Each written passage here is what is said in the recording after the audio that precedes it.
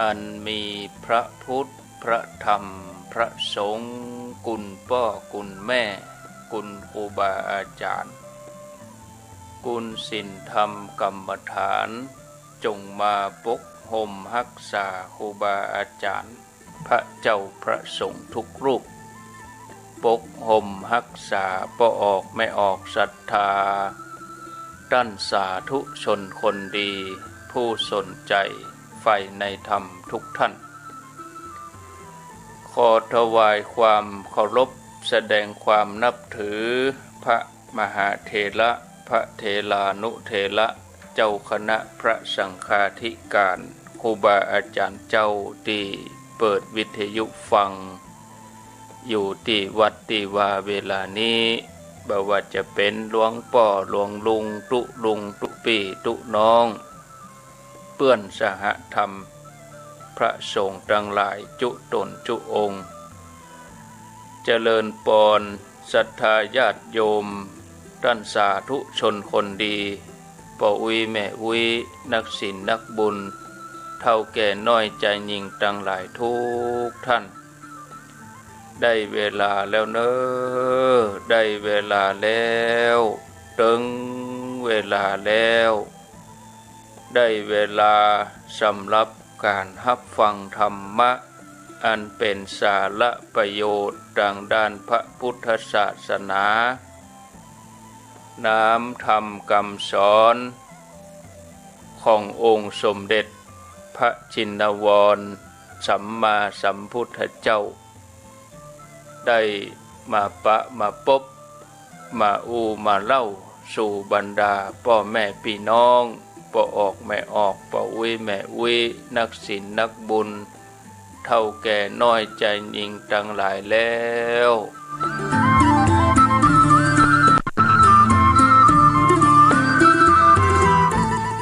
ภัยที่ยังบ่ลุกก็ลุกมาได้แล้วเนอตื่นมาได้แล้วลุกมาได้แล้วญาติโยมท่านทั้งหลายหลับลุกเจ้ากินผักดังปายหลับลุกควายกินผักดังเกาลุกเจ้าได้หลายลุกควายได้น้อยหลับลุกเจ้าเป็นเจ้าดังหลายหลับลุกควายป่าเฮอลูกหลานเป็นนี่เป็นข้าเนอตื่นมาอย่าเนอลุกมาอย่าเนอลุกเนอลุกเนอลุกลุกลุกลุกลุกตื่นตื่นตื่นตื่นตื่นลุกเจ้าตื่นตัวเจ้าบัวกับหันเยื่องนาพังพร้อมลุกควายบ่ตันหนตางกีดก้อมกล้าตัวบ่ต้อมปูนอายจุงเก่งเข้าไว้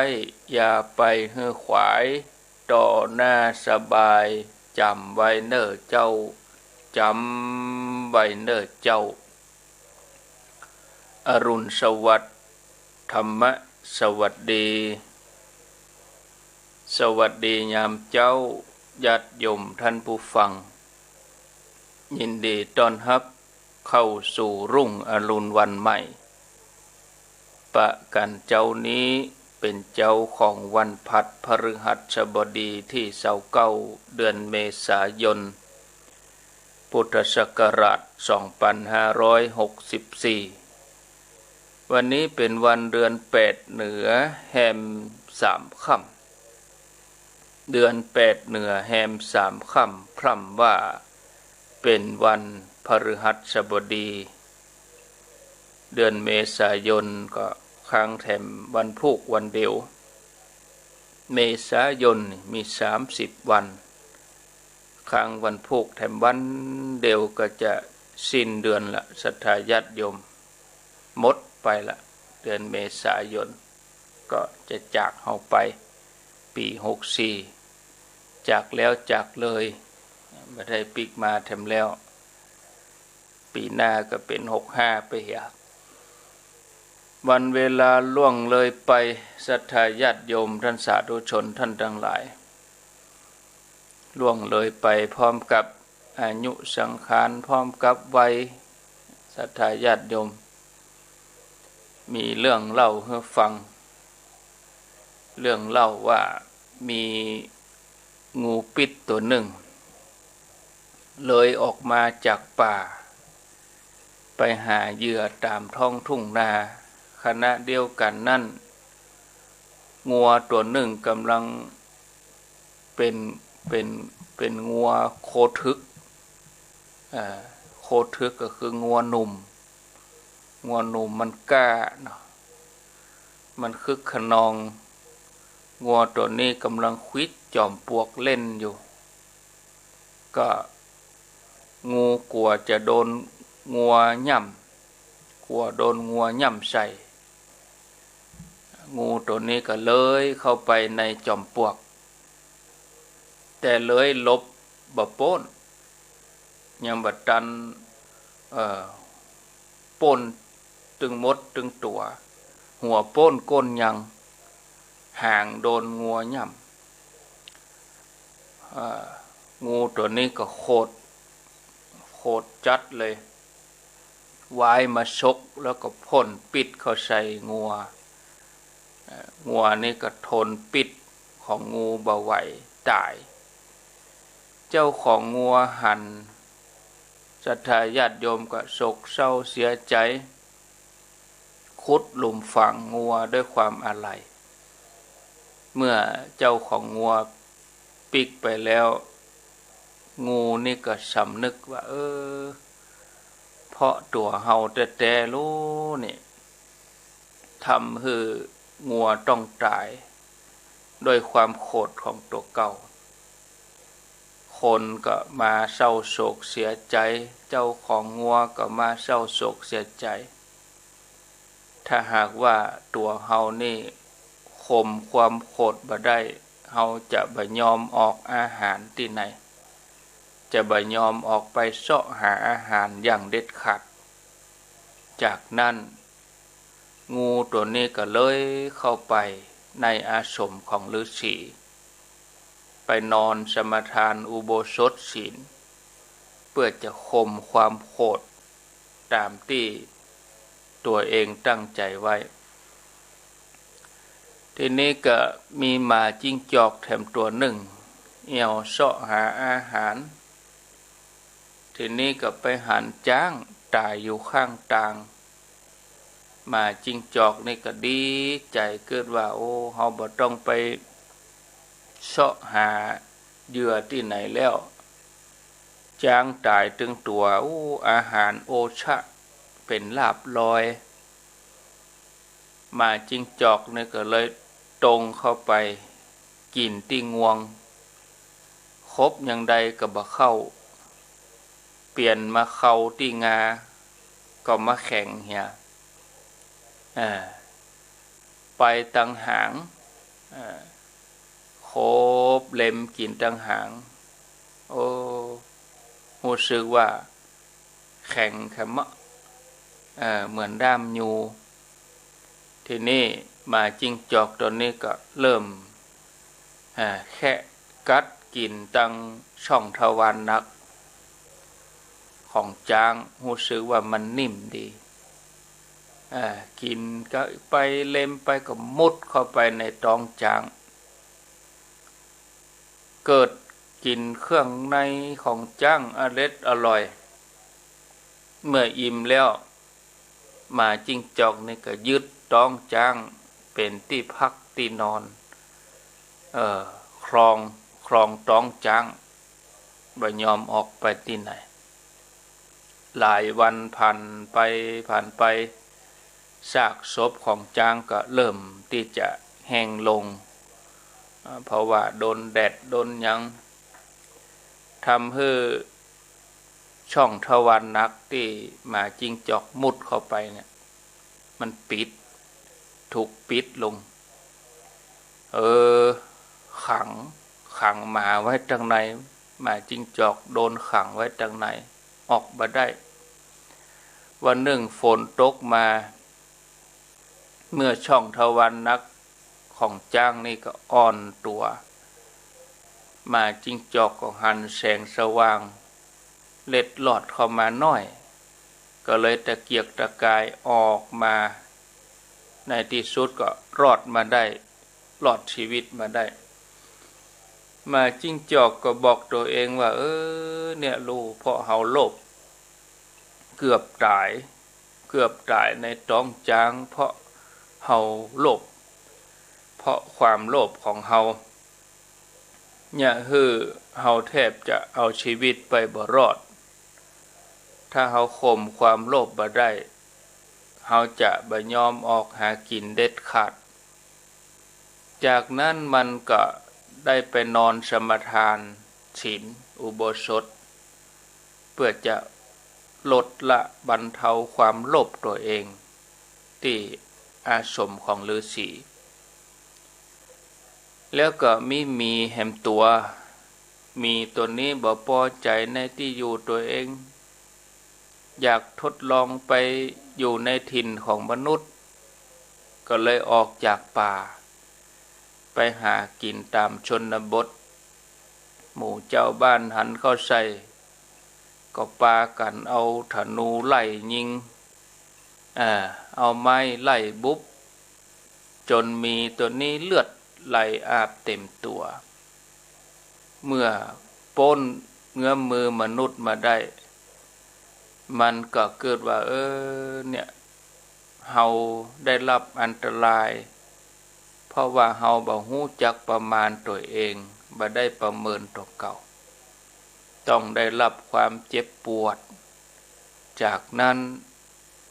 มันก็ไปสมาทานอุโบสถศีลที่อาสมของฤาษีข่มความทะเยอทะยานอยากตัวเองฝ่ายฤาษีกำลังอยู่ในอำนาจของมานะถือตัวเองว่ามีญาติตระกูลสูงก็เลยบ่ได้มันเจริญสมาธิภาวนาถึงแม้จะแสดงตัวว่าเป็นนักบวชที่เคร่งครัดแต่ก็มีจิตที่ฟุ้งซ่านบ่สามารถปฏิบัติทำให้ฌานสมาบัติเกิดขึ้นได้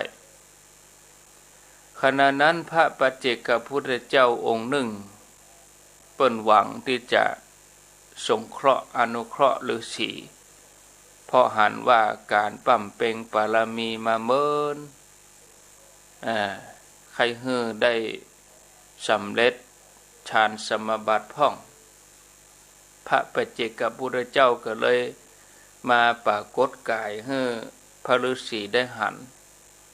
แล้วก็แนะนำให้เห่งทำความเพียรมันสำรวมระวังจิตให้ดีอย่าได้ประมาทแต่ท่านฤาษีนี่ก็บ่เชื่อเพราะถือตัวเองว่าเป็นนักบวชมีฐานะเดียวกันกับพระปัจเจกพุทธเจ้าพระปัจเจกพุทธเจ้าก็ได้เหาะขึ้นไปในอากาศ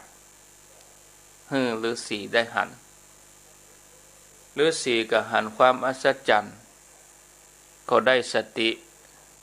เกิดความสลดใจว่าท่านผู้นี้เป็นสมณะ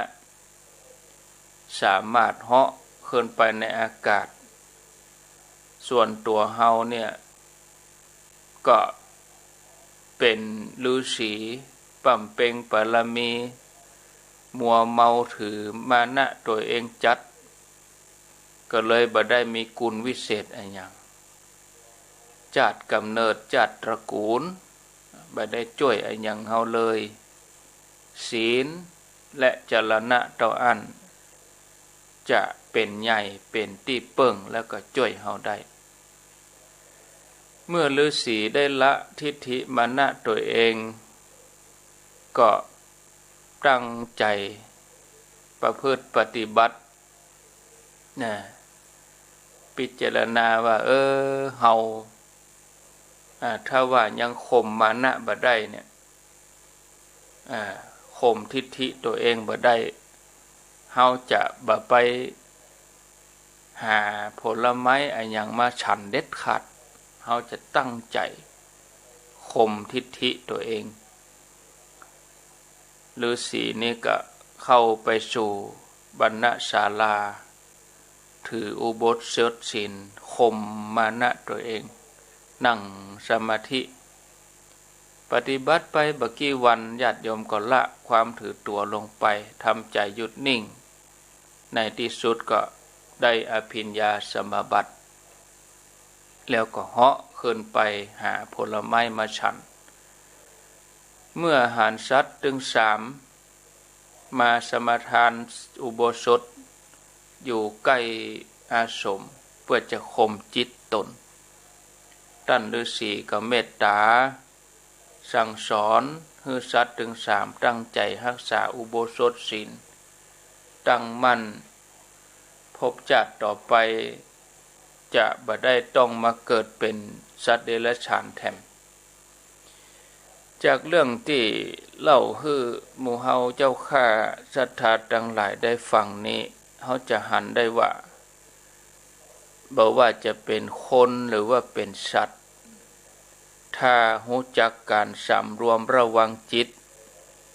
ย่อมก่อให้เกิดผลดีทั้งนั้นผลดีกับตัวเองแล้วก็ผลดีกับเพื่อนร่วมโลกเหตุที่มนุษย์เกิดมามีความแตกต่างกันเพราะได้ทำกรรมที่แตกต่างกันการกระทำที่แตกต่างกันนั้นล้วนมาจากจิตใจที่แตกต่างกันเพราะใจเป็นบ่อเกิดของกรรมการกระทำพุทธองค์ทรงตรัสไว้ว่ากัมมังสัตเตวิภัชชติกรรมเป็นเครื่องจำแนกสัตว์ให้แตกต่างกันกรรมที่แตกต่างกันเพราะกิเลสตัณหาทำให้จิตบ่บริสุทธิ์เมื่อจิตมันบ่ได้บริสุทธิ์ผ่องใสกรรมการกระทำก็บ่ได้บริสุทธิ์ไปด้วยการที่จะรักษาใจของเฮาให้หยุดนิ่งใจให้เป็นสมาธิใจให้เป็นกำลังก็เป็นหน้าที่เป็นภารกิจของหมู่เฮาทั้งหลายทุกคนที่จะประคับประคองจิตใจตัวเองคือเข้าถึงความบริสุทธิ์ความสะอาดผ่องใสเข้าถึงพระรัตนตรัยฉะนั้นญาติโยมก็จักจวนกันสร้างความดีสร้างบารมีแล้วก็เปื้อนร่วมโลกของเฮานี่ก็จะได้มีติปึ่งได้มีติระลึกศรัทธาญาติโยมจะได้บ่หลงทิศหลงทางการเดินทางในวัฏสงสารนี้เพื่อจะปฏิบัติประพฤติตัวเองให้เข้าถึงฝั่งพระนิพพานเป็นเป้าหมายสูงสุดของสรรพสัตว์ทั้งหลายทุกชีวิตที่เวียนว่ายตายเกิดในสังสารวัฏนี้ความตั้งใจดั้งเดิมก็คือเพื่อจะกำจัดอาสวะกิเลสให้หมดไปเสี่ยงไปแต่จะได้เท่าใดนั้นก็ขึ้นอยู่กับบุญบารมีขึ้นอยู่กับความเปลี่ยนเมื่อปฏิบัติไปถึงที่แล้ว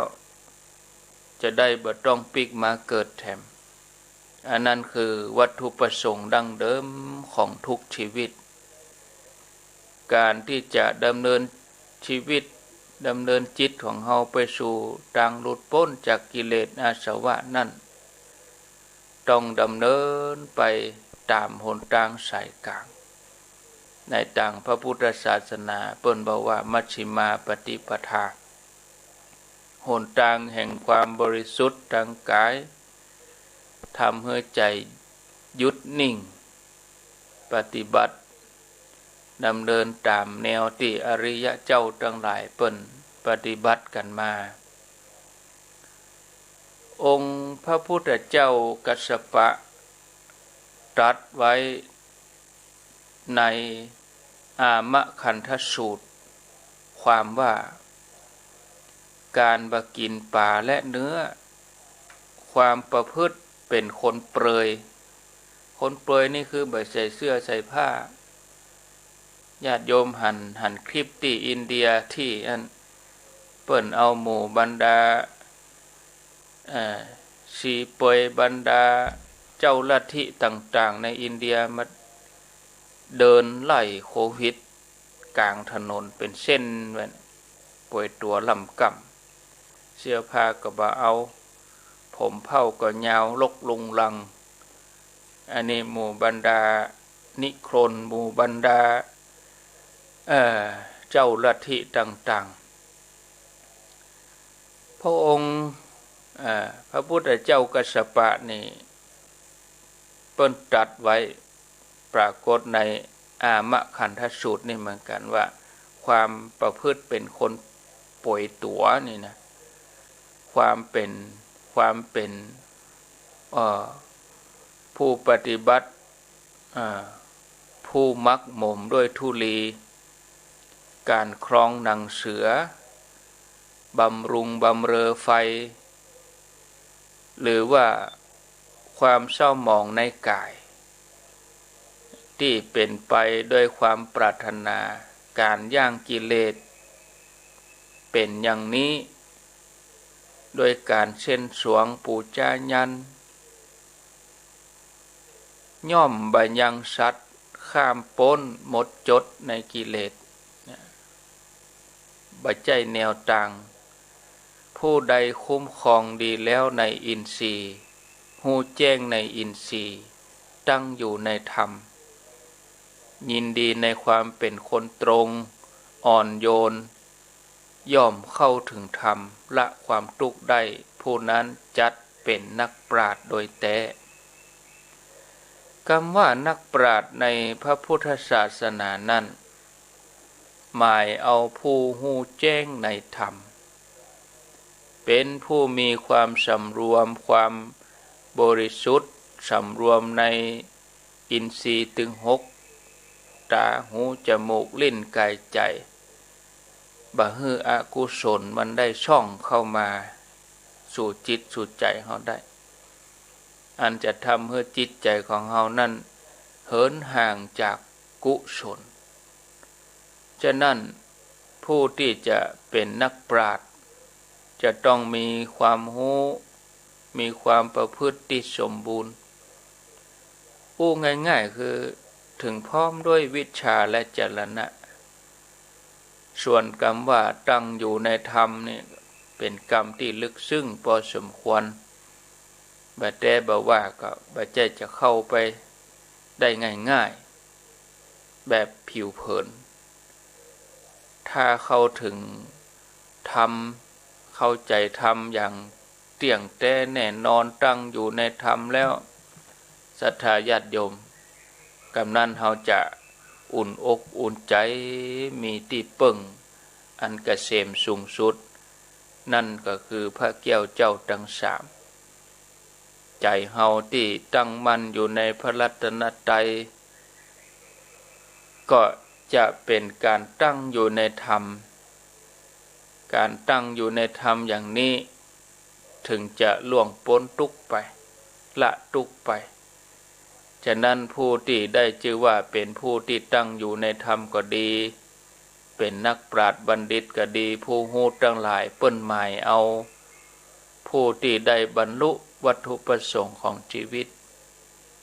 อันนั้นก็คือการที่เพียรประพฤติปฏิบัติขัดเกลาชำระกิเลสคือมันหมดไปหลุดไปฉะนั้นญาติโยมเฮาต้องมาทำความเข้าใจกันตัดนี้ให้ดีเพราะการที่จะเป็นผู้ตั้งอยู่ในธรรมบ่ใช่พอที่การบ่กินปลาบ่กินจิ้นการแต่งตัวการทำตัวเองเหมือนเคร่งเหล่านี้บ่ใช่แต่เปิ้นดูที่กายวาจาใจที่สะอาดบริสุทธิ์ยากเป็นสิ่งที่เกินกว่าที่ปุถุชนคนธรรมดาจะเข้าใจได้เพราะคนเฮาบ่ได้มันติดในรูปแบบติดในวิธีการถ้ามีรูปแบบแปลกๆวิธีการแปลกๆก็ไหลไปผลสุดท้ายก็ถูกหลอกแสดงว่าผู้นั้นบ่ได้ตั้งอยู่ในธรรมการตั้งอยู่ในธรรมนี่ เป็นคุณธรรมที่เกิดขึ้นแต่ก็บ่ยากล้ำไปสำหรับผู้ที่ตั้งใจฝึกฝนอบรมตัวเองเพื่อให้เป็นผู้ที่สมบูรณ์พร้อมถึงคุณธรรมภายนอกคุณธรรมภายในถ้าเราตั้งใจกันอย่างจริงจังมั่นประพฤติปฏิบัติให้สมควรแก่ธรรมสักวันหนึ่งเราจะได้ชื่อว่าเป็นผู้ตั้งอยู่ในธรรมเราจะได้รับรสแห่งพระธรรมตามแนวทางที่ครูบาอาจารย์พระอริยะเจ้าทั้งหลายเปิ้นปฏิบัติมีแนวให้ปฏิบัตินักแนววิธีที่จะให้เราจำเริญตามแล้วเราจะเข้าใจแจ่มแจ้งหายสงสัยในกุลพระแก้วเจ้าทั้งสามนะถ้าหากว่าเรายังบ่ฮู้เรายังบ่แจ้งเตื้อเรายังบ่ทราบซึ่งเตื้อก็เพราะหยังเพราะเราบ่ได้ลงมือปฏิบัติอย่างจริงจังเราบ่ได้ลงมือปฏิบัติเราก็ไปฟังเกิ่งไว้เหียก่อนว่าเราทำบ่ได้เนี่ยตึงบ่ได้เนี่ยมานั่งรับตามันบ่ใจแนวทางเนี่ยก็เปิ้นเนี่ยกันมาเท่าใดแล้วเนาะเฮาบ่ได้ลงมือปฏิบัติเฮาบ่ได้ตั้งใจเตะเนี่ยก็คงมีความสงสัยอยู่ร่ำไปก็เลยปฏิบัติตัวบ่ถูกที่ถูกทางออกหลอกนอกลู่นอกทางไปศรัทธาญาติโยมแต่ถ้าเฮาได้ปฏิบัติน้อมเข้ามาใส่ตัวลงมือพิสูจน์ได้ด้วยตนเองเฮาก็จะได้ฮู้แจ้งหันจริงเหมือนอย่างเรื่องที่เกิดขึ้นในอดีตในยุคของพระกัสสปะสัมมาสัมพุทธเจ้าช่วงพุทธันดรที่ผ่านมาในสมัยนั้นโพธิสัตว์เจ้าหมายถึงพระกัสสปะสัมมาสัมพุทธเจ้าเนี่ยเปิ้นถือกำเนิดเกิดในตระกูลพราหมณ์ในเมืองปาราณสีเป็นผู้ที่ถึงพร้อมโดยมหาบุรุษทุกประการแตกฉานในไตรเพศแล้วก็ศิลปะวิทยาทุกอย่างทุกชนิดเนี่ยทั้งที่อยู่ในปราสาทท่านก็กำหนดใจศรัทธาญาติโยมกำหนดใจเข้าสู่ภายในจำเริญฌานอภิญญาให้บังเกิดขึ้นแล้วก็เสด็จออกบวชพร้อมทั้งปราสาทตึงหมดเลยตึงตัวท่านแล้วก็ตัวปราสาทนี่ก็ลอยไปที่ต้นไม้สีมหาโพธิ์แล้วท่านก็อธิษฐานให้ปราสาทนั้นปิกไปอยู่ที่เดิมตัวท่านก็บำเพ็ญเพียรอยู่ที่ปืนต้นโพเป็นเวลา7 วันก็ได้ตรัสรู้เป็นพระสัมมาสัมพุทธเจ้าในตอนนั้น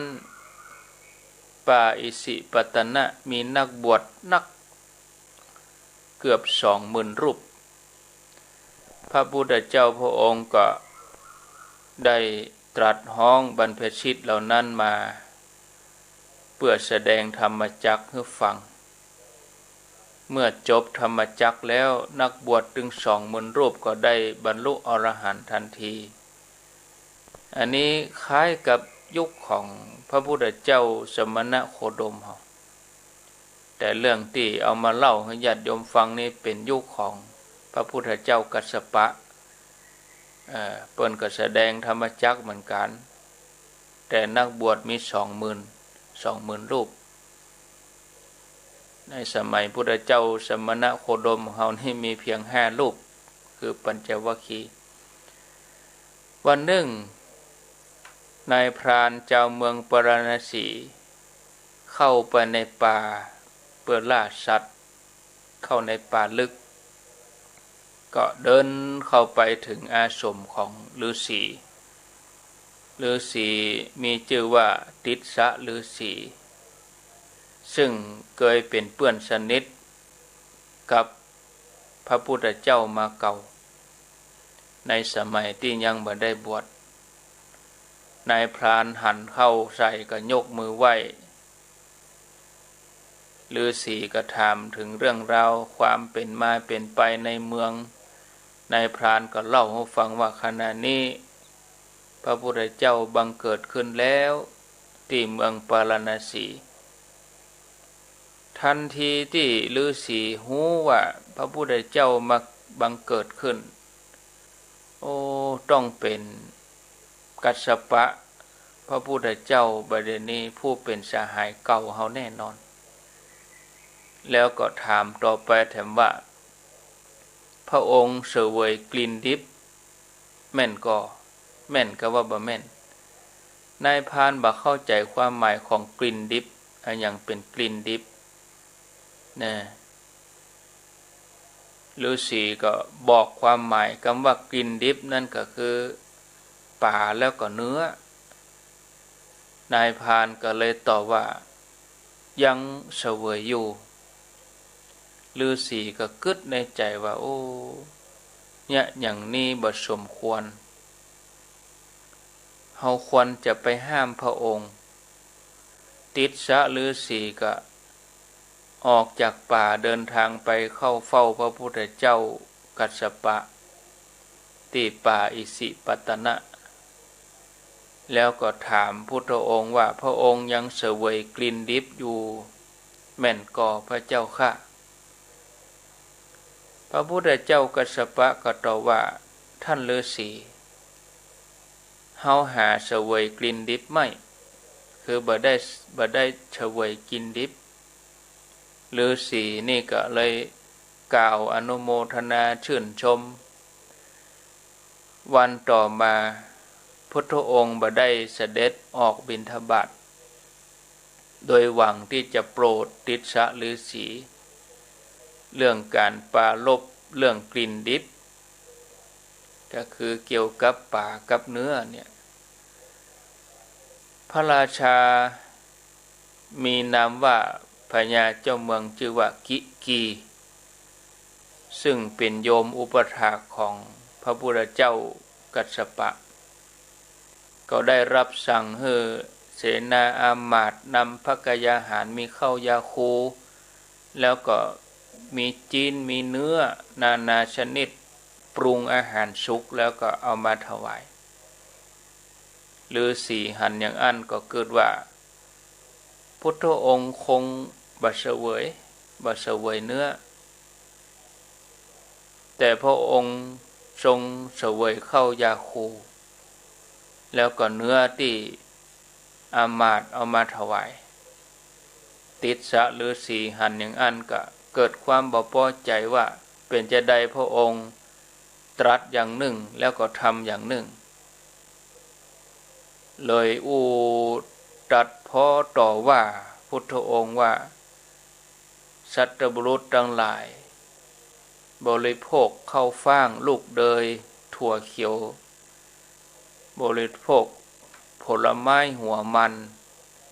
โดยดีแล้วอันนี้โดยธรรมแล้วหาได้บริโภคกามท่านกล่าวคำเลาะและพระองค์ได้เสวยเนื้อที่คนนำมาถวายเสวยข้าวสุกแห่งข้าวสาลีได้ชื่อว่าเสวยกลิ่นดิบอยู่จะไหนเลยพระองค์บอกว่าบ่ได้เสวยกลิ่นดิบแต่ตอนนี้มีผู้มาถวายพระองค์ยังเสวยเนื้อที่ปรุงแล้วพระองค์จะแก้ข้อความนี้อย่างไรพระพุทธเจ้าก็ตรัสตอบติสสะฤาษีว่าชนเหล่าใดฆ่าสัตว์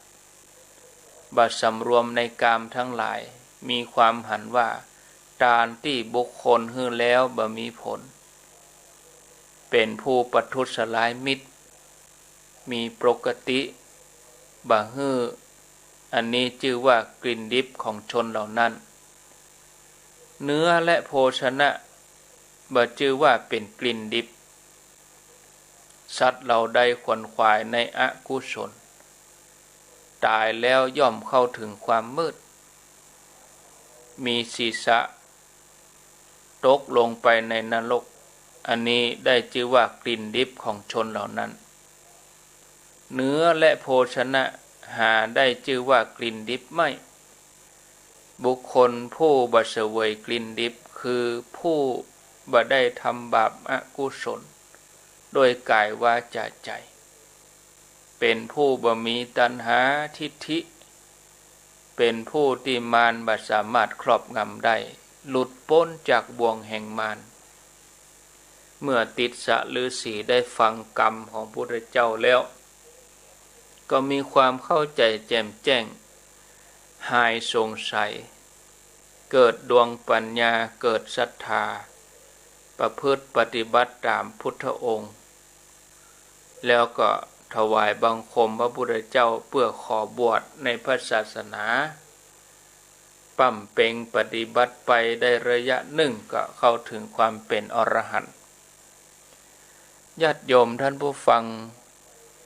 สิ่งที่ญาติโยมเขาได้ฟังเนี่ยเขาจะหันได้ว่าความหมายแห่งธรรมของพระสัมมาสัมพุทธเจ้ามีความละเอียดลึกซึ้งเป็นไปตามลำดับกลิ่นดิบที่แท้จริงนั่นคือบาปอกุศลเป็นสิ่งที่ไผๆบ่ควรจะบริโภคเป็นอย่างยิ่งแต่ควรทำใจให้หยุดนิ่งทำใจให้ใสสะอาดเปล่งแจ้งตั้งใจประพฤติปฏิบัติธรรมให้เข้าถึงธรรมปฏิบัติถึงเมื่อเจ้าเมื่อแรงทั้งวันปฏิบัติโดยเอาจิตกำหนดที่ลมหายใจตลอดถ้าทำอย่างนี้ได้แนวทางแห่งอริยะเจ้าก็อยู่บักไกลแล้วอริยะเจ้าทั้งหลายเปิ้นทำได้ชื่อว่าเป็นผู้ที่บริโภคกลิ่นของศีลกลิ่นของธรรมกลิ่นของความหลุดพ้นบ่ใช่กลิ่นดิบถ้าใจของเฮาหยุดตั้งมั่นเฮาจะมีความสุขชีวิตของเฮาจะมีคุณค่าสมกับการได้เกิดมาเป็นมนุษย์เกิดมาบ่เสียชาติเกิดเพราะได้ทำประโยชน์แก่ตัวเองและผู้อื่นฉะนั้นญาติโยมท่านสาธุชนทั้งหลายในสังสารวัฏนี้หาเบื้องต้นท่ามกลางเบื้องปลายบ่ได้ยังมีเรื่องราวแถมนักมากมายที่อยู่บนสังสารวัฏนี้มีฉากหลังที่บังคับบัญชาให้มนุษย์เฮาทั้งหลายตกอยู่ในความประมาทให้หลงมัวเมาอยู่ในรูปเสียงกลิ่นรสสัมผัสตัวนี้เป็นเหยื่อล่อของพยามารที่ให้สรรพสัตว์ทั้งหลายหลงติดอยู่ทำให้เขาเหล่านั้นลืมเลือนเป้าหมายดั้งเดิมของตัวเองที่ได้เกิดมานั่นคือเกิดมาเพื่อสั่งสมบารมีทำความดีให้ถึงพร้อมเมื่อคนเฮาถูกอวิชชาคือความบ่ฮู้ครอบงำก็ทำให้บ่ได้กึศถึงความเป็นจริงของชีวิตว่าทุกวันนี้เมื่อเฮาได้ชีวิตเกิดมาเฮาจะอยู่บนโลกนี้แถมประเมินในที่สุดทุกคนก็จะต้องล้มหายตายจากกันไปอันสังขารที่เฮาดูแลบำรุงมันเนี่ยเอามีไว้สำหรับสร้างบารมีเมื่อเวลาที่เฮาอยู่ในโลกมนุษย์เฮาหมดลงเวลาหมดเหมือนนักกีฬาแข่งขันในสนามเวลาหมดลงก็จะต้องเคลื่อนย้ายไปสู่ภพใหม่ที่ใหม่ถ้าหากว่าไผตั้งใจประพฤติปฏิบัติชำระกายวาจาใจให้สะอาดบริสุทธิ์ผ่องใสอยู่ตลอดเวลาชีวิตของผู้นั้นก็มีความปลอดภัยเพราะดำเนินอยู่บนเส้นทางของการปฏิบัติ บนเส้นทางของอริยะเจ้าทำให้ชีวิตนั้นมีคุณค่าน่ายกย่องบาปอกุศลก็คือสิ่งที่ทำให้ใจเศร้าหมองขุ่นมัวทำให้ใจของเฮานั่นเสื่อมคุณภาพคำว่าบาปคำว่าอกุศลเป็นสิ่งที่ทุกคนบ่ควรจะมีบ่ควรจะทำบ่ควรที่จะให้มันมาอยู่ในใจเพราะมันเป็นสิ่งที่บดีเมื่อทำไปแล้วก็ก่อเกิดความทุกข์มาให้ไผที่เผลอไปทำความชั่วบาปกรรมเหล่านั้นก็กัดกร่อนจิตใจของคนให้เสียคุณภาพให้เศร้าหมองขุ่นมัวถ้าทำบาปนักก็ประสบกับความทุกข์นักนะศรัทธาญาติโยมอันนี้ก็นำมาเสนอศรัทธาญาติโยมท่านทั้งหลายได้ฟังเร็วพอเวลาก็พอดีนะตอนนี้เวลา5:47 นาทีเนาะ5:47 นาทีช่วงเวลา5:00นี่ก็มีหลายคลื่นหลายสถานีถึงมวลก็18 สถานีที่เปิ้นรับสัญญาณบอกว่าจะเป็น 89.50 บ้านทุ่งเรดิโอวัดห้วยตองสัก 98.75 เวียงป่าเป้า 90.0 เมืองฝางก็ 100.25 มนเสียงธรรมแม่แจ่ม 106.25 เมืองลี้ 103.75 วัดจันทร์ 103.50 ตีนาน้อย 91.50 สีคำเรดิโออำเภอเวียงสา 92.50 ต้าวังผาเสียงใสเรดิโอ FM 100.75 คนเหนือเขื่อน 90.75 นั่นฟ้าเรดิโอ 101.75 แล้วก็แดนดินทินล้านนา 103.50 ล้านนาเรดิโออำเภอศพปราบจังหวัดลำปาง 95.75 วิทยุพระพุทธศาสนาการศึกษาวัฒนธรรมวัดฝายหิน FM 104.50 อาร์เรดิโอเน็ตเวิร์กวิทยาลัยสารพัดช่างลำปาง FM 103.0 อาร์เรดิโอเน็ตเวิร์ก 99.50 วิทยาลัยเทคโนโลยีและการจัดการกฟผ.แม่เมาะลำปางก็อนุโมทนากับสถานีวิทยุที่ได้กล่าวได้เอ่ยมาเปิ้นได้อุตส่าห์สละเวลาที่มีก้าก็เกี่ยวสัญญาณนำธรรมะไปสู่ญาติโยมผู้ฟังทางบ้านขออนุโมทนาอย่างยิ่งท่านผู้ฟังที่เข้ามาทางระบบออนไลน์ทางระบบ Facebook ด้วยเนาะหลายผู้หลายท่านต่อไปนี้ญาติโยมท่านใดจะสนทนาอุจาก็ขอเจริญพรมีเวลาอยู่ด้วยกันแถมประมาณ10 นาที 09983663222 อ้าวลุกกันมาแล้วกาตื่นกันมาแล้วกาได้ยินชัดก็เสียงมันหำเสียงมันวีก็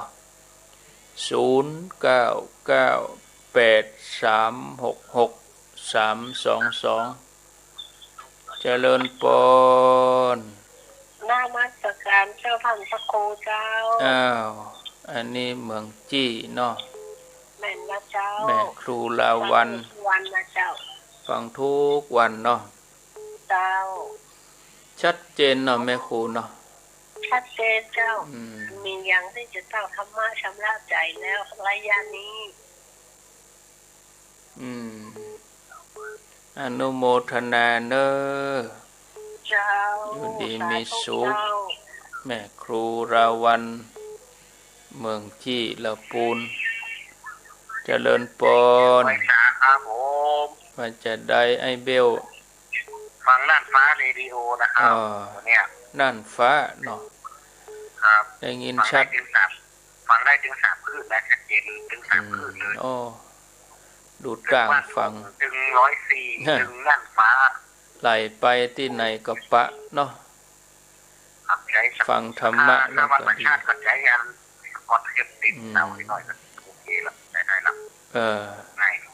ครับไว้สาครับไว้ต่อดีมีสุขเนอะอันนี้ไอเบลอยู่ในเวียงเชียงใหม่ปุ่นเจริญปนเจริญปนเจริญปนได้ยินแล้วยังก็ฟังยังเดี๋ยวนี้มันได้ออกหน้าไม้ของเขาออกหน้าไม้น่ะก็อยู่นี่อวบอยู่ที่ไหนโทษจากอยู่อำเภอลีครับอยู่อำเภอลีบ้านหยังบ้านหยังบ้านปูครับโอ้มาออกจะได้อวบนี่ออกหน้าไม้บ่กะจัดรายการอยู่หรอแต่นี่แบบยังครับไม่ใช่กับผมครับโอ้ก็กันนี่เหรอก็กันเนี่ยกะวิทยุมันหน่วงไปนาทีเขาจะไปเมาฟังวิทยุกะปิดเหรอกะปิดวิทยุเหรอมันจะงงนะมันใจว่าครับนี่ครั้งแรกครับน่ะกะฟังกันมาเมินแล้วกะรักแม่ครับแม่อายุ90ก็นอนอยู่ฟังตลอดผมกับมานอนจะเป็นหมู่เพื่อนแม่ฟังตัวอีเนาะครับดีแล้วกะเปิ้นฟังแล้วเปิ้นม่วนใจก็เปิ้นฟังไปแล้วก็มาอยู่เป็นกู้เนาะแม่ฟังตลอดครับมาเฝ้าแม่ครับฟังที่5ดวงนี่ก็ฟังที่พระธาตุ5ดวงนี่ก็นี่ก็บอกว่าต่อมาจากขึ้นไหนครับเข้าใจเฮางงอันนี้งงแน่สวัสดีเนอะครับผมไปก็งงไปหูฟังวิทยุก็งงกะเจริญปนไว้สาเจ้าจากดังใดหลังเขาก็สอรี่ในกองคำแม่กองคำเมืองลีเจ้าอันนี้เปิ้นเข้าใจนี่เนาะเจ้าเวลาเขาฟังต้องกับโทรศัพท์เขาไปเมาฟังวิทยุมันจะงงนะเจ้าวิทยุมันจะจ้าไปนาทีชัดดีเนาะแม่ของคำเนาะชัดดีเจ้ายินดีเนอะสวัสดีสาธุเจริญปนกับไว้สาเจ้าท่านพระครูโทษจากไหนหนองบัวชลจารเจ้ามาจะได้วันนี้ว่าได้เจ้าเข้าใจดีเจ้าเข้าใจเรื่องยังเรื่องที่ท่านพระครูเนี่ยมันต้องมีกะต้องจับประเด็นได้สักหน่อยกะเจ้าโมทนาสาธุเอาโทษติดเป็นใหญ่นั่นต้องเอาใจคนเห็นหน่อยกะจับประเด็นได้สักอย่างก็ยังแฟนดูเจริญปนโอ้อันยังอยู่โลฮะอยู่ที่ไหนอยู่จังใดอยู่ห้วยน้ำดันจ้ะห้วยน้ำดันในพัทลากะที่ฝนตกเจ้าพอให้เปิดดีมันอ่อยแล้วก็ยั่งเนี่ยมันก็มักจุ่มเนี่ยจ้ะตกมายั่งแล้วก็ตกมาแถมเหมือนเดียวกันเลยจ้ะก็จุ่มเย็นอยู่มักจุ่มเนี่ยยั่งไปแล้วก็ตกมายั่งไปแล้วก็ตกมาเป็น5แต่ว่าเก่าเจ้าน้ำก็ถึงบ้านน้องดีละมักต้นไม้จุ่มไงจ้ะวันนั้นความเตรียมคนจะไปเตยอาจารย์เทียนกับเติร์นนะจ๊ะเป็นไปเดียวนี่ก็ไปเมื่อปะเมินอะไรนะเขาไปกรรมเจอเนาะอะไรหาง่อมหากันอยู่เจ้าถ้าแบบมีโควิดไปเดี๋ยวนี้ก็ตื่นตัวกันขนาดเก่าโธ่มันก็สงวนก็ว่าปีใหม่เอาไปที่อาจารย์กำน้อยเนาะคนจะนักต่อใดมโหจะปิดบ้านกันบ่โหอีเนาะเปิ้นบันตี้เปิ้นก็ปิดบ้านเปิ้นเนาะเปิ้นก็คือเข้าอีเนาะได้เลยไปได้ไปกันที่ไหนสักที่บ้าน ได้ละเดี๋ยวนี้เสียดายเอาโอกาสหน้ากันบางบ้านนี่เปิ้นเอาโหต